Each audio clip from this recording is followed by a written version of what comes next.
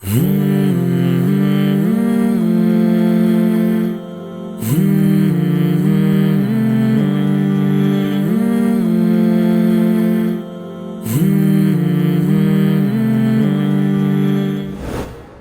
بالله من الشيطان الرجيم غير المغضوب عليهم ولا الضالين.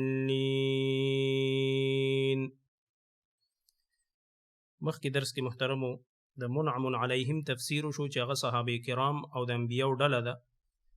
معنا دا شو چې یا الله موږ د هغه چا په لار روان کړي چې هغه قرآن کریم مني او صحیح احادیث مني. اوس الله جل جلاله فرمایي چې د دې منعم علیهم په مقابله کې یو دوه نورې ډلې چې هغې ته یو ته مغضوب علیهم وي او بل ضالین ګمراهان. نو الله فرمایي چې دغه ډلو نه پناه وغواړئ. د صحابو په ډله یا الله روان کی او د یهودو نصارو په ډله کې شامل نه کی. نو دا غیر المغضوب دا د دې الذین تفسیر مرتویل شي او دا غي عطف بیان چې دا منعم علیهم څوک دي. الله فرمایي غیر المغضوب غیر نه دی المغضوب غضب کړی شوی علیهم په دوی باندې. یا الله چې دا کوم منعم علیهم دي ستا انعامات پی دي داغه خلق دي چې په دې باندې ستا غضب نه دی شوی. ولا الضالین او نه دا ګمراهان دي. نو یا الله د دې په لارم روان مکې چې کوم باندې ستا غضب دی او کوم چې ګمراهان دي یا الله د دې د لارې نه بچ کی.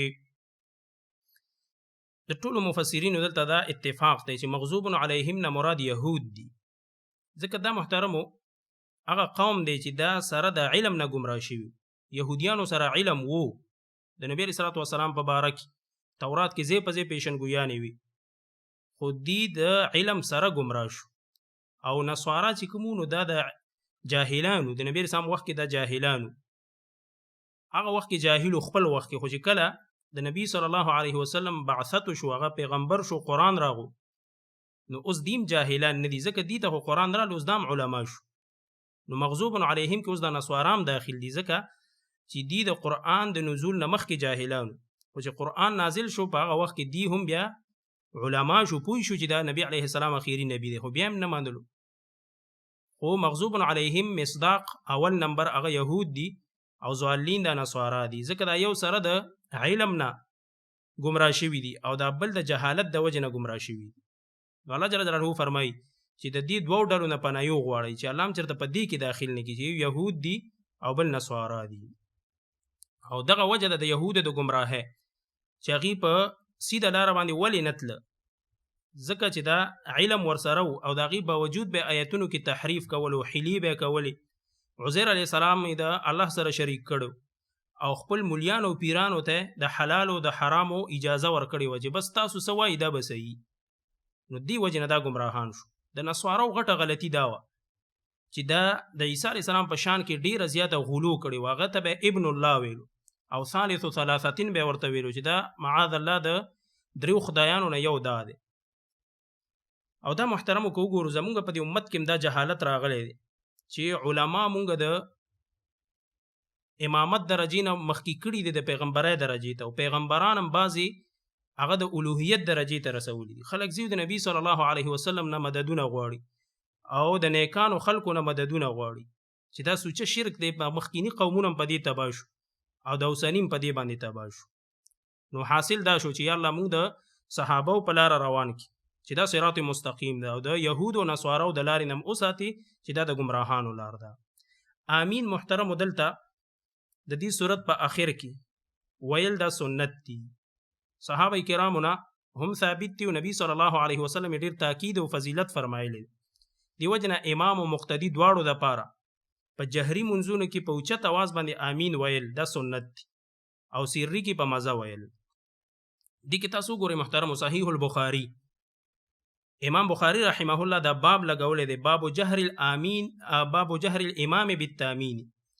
امام بم آمین په جهر وی او حدیث پکې راوړی دی 781 نمبر د ابو هريره رضی الله تعالی عنہ حدیث، مشهور حدیث دی. نبی علیہ السلام فرمایي وی اذا امن الامام فامنوا، کله چې امام آمین وای نه تاسو آمین وایي.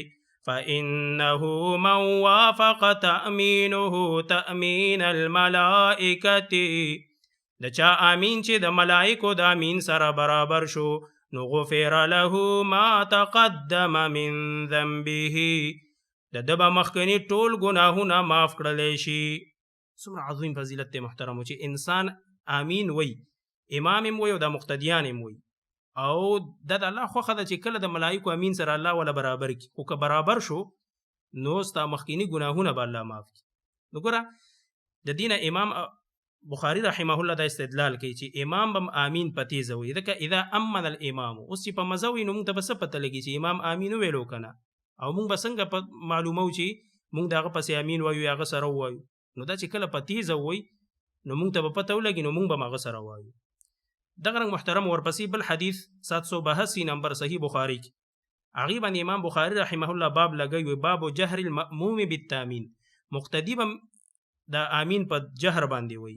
او هغې کې د ابو هریره صاحب حدیث دی، نبی رسول الله فرمایي اذا قال الامام غیر المغضوب علیهم ولا الضالین، کله چې امام غیر المغضوب علیهم ولا الضالین وایي نو فقولوا آمین، تاسم آمین وایي، فإنه من وافق قوله قول الملائکة، وی ځکه د چا قول چې د ملائکو د دې قول سره برابر شو نو غفر له ما تقدم من ذنبه، د دې انسان مخکنی گناهونه به معاف کړلی شي.